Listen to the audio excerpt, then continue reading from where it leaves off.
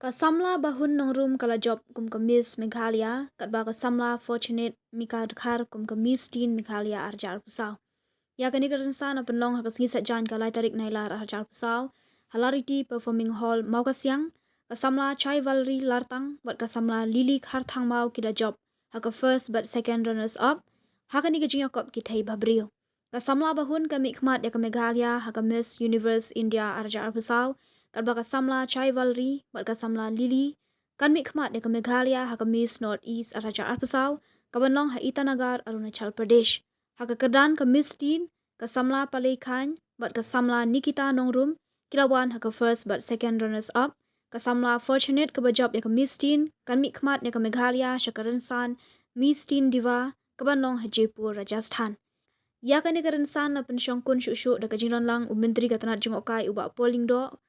kumjo uba Sanbor Shulai Chairman ke Meghalaya Tourism Development Corporation, nalor uba Frederick Roy Kharkongor, Principal Secretary ke Tanat Lariti. Kinong Bishar hagani ke Jingakop Kilong Amjad Khan, Director ke Operations and Marketing for Miss Universe India,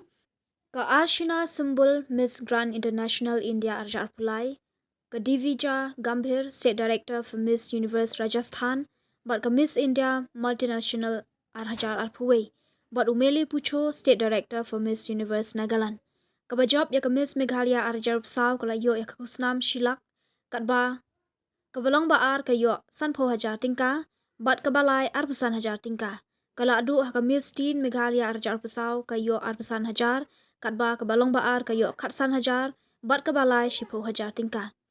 Ya kani kerensan la kershan ketenat jongokai bat ketenat lariti ke Meghalaya.